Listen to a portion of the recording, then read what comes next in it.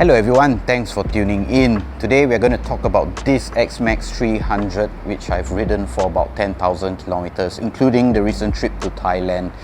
So is it good, is it bad, is it reliable? This is a long-term review of the bike, so stay tuned. You can't deny the popularity of the Yamaha XMAX in Singapore. They are everywhere. It doesn't help that Yamaha also is a top-selling manufacturer when it comes to motorcycles here. So it's not hard to see why the XMAX is so popular. It is a very good-looking maxi-scooter compared to the rest of its competitors. I took over this Yamaha XMAX at about 50,000 kilometers. You can tell that it is fairly used from its wear, from all the usual spots. And I covered, like I mentioned, about 10,000 kilometers already. So it is about 67,000, 68,000 kilometers on the odometer right now.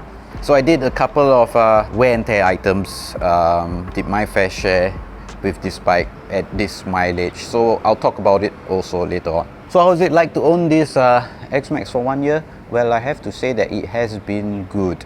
If you come from the most impractical motorcycle to own in Singapore, which is KTM 200 EXE, then this gives you all the creature comforts that you need. This XMAX comes with a 292cc single-cylinder engine, single overhead cam. The 400 is twin cam, and it produces about 28 horsepower and 29 Newton meters of torque. Front wheels are 15 inches. They're wrapped with 120 profile 70 tires, and the rear is 140 70 profile tires, but right now I have 150 70 on them, and it's a mix of models from Pirelli. The fronts are Angel scooters and the rears are Rosso scooter. I got the bike like that, so yeah, it works out. As much as the XMAX looks very sporty, it is very comfortable indeed. Reachability is quite easy, but even though the seat height is not that high, most people will have to tiptoe because the seat is quite wide, and this is also a XMAX comfort seat, so it's a bit higher than usual. For my height though, this area over here, the stretched out area, doesn't really work very well for me. I cannot be comfortable in that position, but if I'm putting my foot flat down right here, it is indeed quite comfortable. In fact, I had nothing to complain about when it came to comfort, especially the ride up to Thailand. I could sit on this bike all day if I wanted to. It works out quite well when it comes to comfort for sure. And the weight also at 179 kilos is not that heavy, and because the weight is very low in the bike, I mean the engine and the transmission is all here towards the back, it's quite easy to maneuver around town. I'm pretty sure nobody is complaining about the maneuverability of the XMAX, especially owners here. You can be quite sporty, you can ride it quite aggressively, but that's when the weaknesses of the XMAX shows, especially at the front forks. When it's stock, it wallows, you know, it behaves in a very strange way, especially in fast riding situations. I'll talk about what I've done.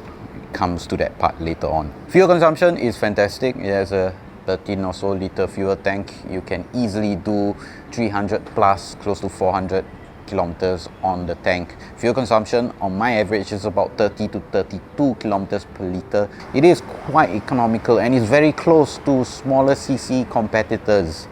So I am quite surprised by the fuel consumption of the XMAX. Pretty sure some of you owners can agree on that. So if I were to talk about the bad stuff, like I mentioned earlier, you can't really have that stretch position here because of where the footrest is placed. It does, I mean, other bikes do it much better, but not for the XMAX. I think if you are a shorter rider, then it will work out quite well, but then you have the tiptoeing when you ride this bike. So it's a bit strange how they put this so up front. Anyway, it does make the bike look quite attractive. The other thing are the high beams. The high beams are ridiculous. It's literally just one segment over here, and it really is useless. It's not bright enough to even be a passing light. If you're flashing it, I don't think anybody will notice. It almost looks like a pole light, like a parking light. But I think in the 2023 XMAX, Yamaha has improved on that. If you look at the new headlight cluster, it has like 2 segments for the high beam. So hopefully the new bike is much better. But aside from that, really not much issues that I find on the bike as a whole. let's talk a little bit about the things that I've changed on the XMAX. When I took over the XMAX, it came with these YSS G Sport rear suspension, preload and rebound adjustable. I've done those changes already. I've ridden a stock XMAX and it is quite pitiful at the rear. Most people change the rear suspension and it's not hard to see why. At the end of the day, there's a lot of weight at the back, and even if you just have higher spring rates at the back, it makes for a much better ride. And we're talking about comfort here, we're not even talking about sportier riding abilities when you put aftermarket suspension on the XMAX. While I found that the rear was very much sorted, the fronts were quite, they just didn't really do justice at higher speeds. You know, if you try to counter steer, the whole bike just doesn't want to react to you and it wallows a lot. So I got the YSS front fork kit with a 1-inch drop, and with not the stock fluid which came with the YSS, so it was a uprated fluid. Immediately the whole bike, the whole maxi scooter rather, felt so much better to ride. It became more fun. But after having the GV box at the back, yeah, it's not that fantastic, but it's still so much better than when stock. Some other things that I've changed include the Yamaha XMAX Sport windshield. From what I understand, this is an option available in Europe. That means if you buy the XMAX, you can have that option. I tried a few windshields and all of them were quite bad to me, because the way the wind hits you, even the stock one, it goes straight into the top of my helmet, so it just bobbles you around, and that becomes even more tiring than fighting the wind head on. So I have no issues with that. I would rather deal with the wind straight on than having it channel, in certain parts of your body. That just adds fatigue for no reason.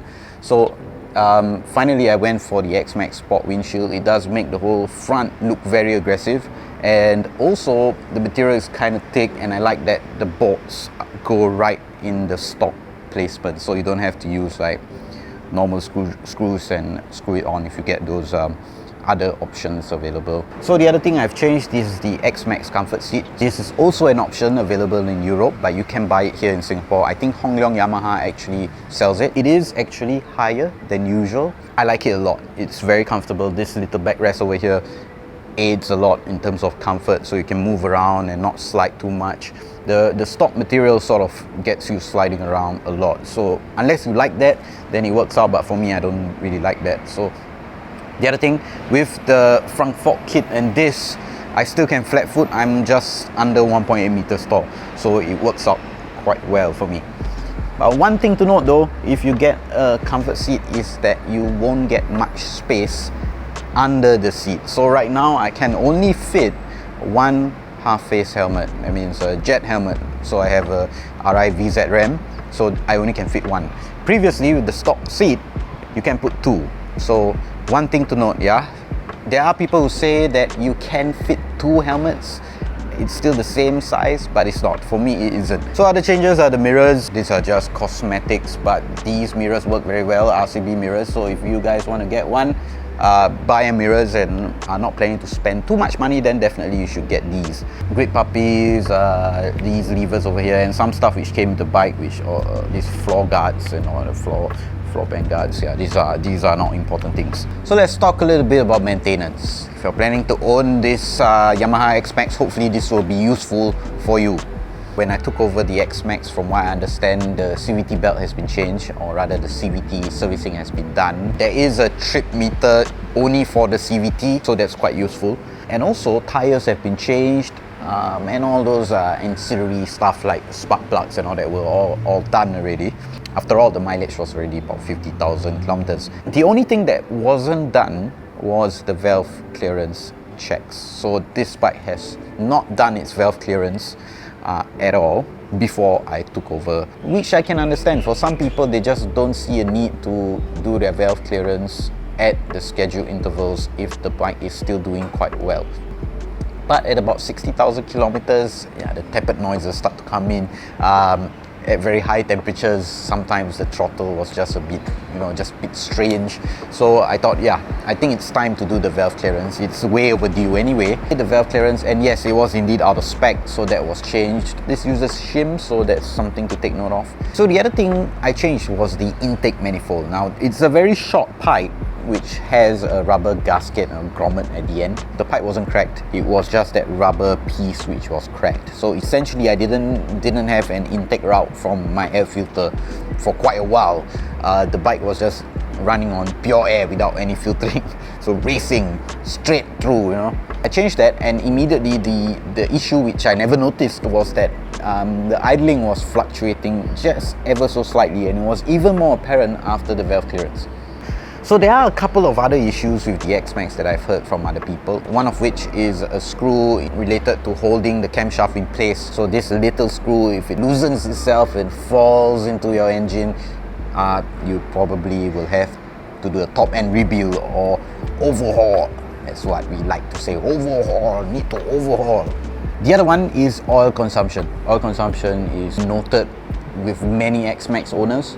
It seems to be a common occurrence. For this XMAX, high up in the kilometers, between intervals, if let's say I stretch it past 2000, then you will see a little bit of a drop. But for some other people, it seems to be even more excessive, even more ridiculous. But so far, it's been doing quite well. It hasn't had very serious oil consumption issues. To me, a little bit of consumption is quite normal. It is expected for all my motorcycles. So in conclusion, I think the XMAX is a very good maxi scooter for Singapore roads. If you are a 2A license holder and you're looking for a scooter, I don't see why you shouldn't get an XMAX. I think it fits the bill quite perfectly. And in terms of costs and running costs especially, it matches very closely to smaller CC scooters. Like, for example, the intervals for the CVT service is at 20,000 kilometers. You can go up to 20,000 kilometers, but if you ride your scooters quite hard, especially the 2B ones, that you're talking about your Aerox and NMAX and all those fellas, usually people recommend to change or do your CVT service at 10,000 kilometers, and it's quite apparent at 10,000 kilometers that your belts won't last much longer. But this guy over here can do almost 20,000 kilometers. My CVT belt change was about 18,000 kilometers, and that was, to me, I thought I was pushing it already. But when we checked the belt was totally fine. So with longer service intervals like that, if you think about it, the cost difference, and it's not that much more expensive to change or do your CVT service on the XMAX compared to, let's say, an NMAX or an Aerox. I think it works very well. And to add, you have the extra power, you have more storage, way more storage, and for most people, you don't even see a need to have a box. Everything can be put under the seat. Definitely, I think the XMAX is a great scooter, a great maxi scooter, and I'm not denying the fact that there are better maxi scooters out there like the Forza. I mean, I do like the Forza because it has the automatic windshield. That is awesome. The C400 GT is way more comfortable for some reason, especially for my height, including with a pillion. If you have a pillion all the time, the C400 GT works very well. But the XMAX, the cost difference and also the storage abilities of it and the amount of accessories that are available if you care about those kind of things, I have no complaints really. I think the XMAX is a pretty good maxi scooter. If you enjoyed this video, then of course you can hit the subscribe button and hit the like button. That would be awesome. But aside from that, yeah, stay safe, ride safe.